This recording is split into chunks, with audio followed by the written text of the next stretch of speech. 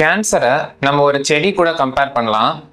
Earlier ஸ்டேஜஸில் ஒரு செடி எப்படி சின்னதாக இருக்குமோ அதை வேரோட பிடுங்கி எறிகிறது அவ்வளோ ஈஸியாக இருக்கும். அதே செடி வளர விட்டோம் அப்படின்னா அது வளர்ந்து பெரிய மரமாக நிற்கும்.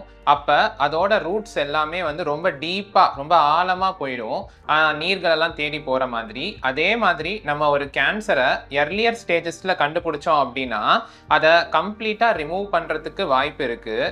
இதே நம்ம லேட் ஸ்டேஜஸில் தான் கண்டுபிடிக்கிறோம் அப்படின்னா எப்படி ஒரு மரத்தோட ரூட்ஸ் ரொம்ப ஆழமாக இருக்கோ அதே மாதிரி கேன்சரும் நம்ம உடம்புல ரொம்ப டிஸ்டன்ட்டான இடத்துக்குலாம் பிளட் மூலமாகவும் லிம்ஃபாட்டிக்ஸ் மூலமாகவும் ஸ்ப்ரெட் ஆகிடும். அதனால் அதையுமே க்யூர் பண்ணுறது அப்படின்றது ரொம்ப கஷ்டமாக போயிடும். அதனால் கேன்சரையுமே எர்லியர் ஸ்டேஜஸில் கண்டுபிடிக்கிறது நல்லது. நான் டாக்டர் விஸ்வநாத், மெடிக்கல் ஆன்காலஜிஸ்ட், கியூரிஸ் ஹாஸ்பிட்டல்ஸ், திருச்சி.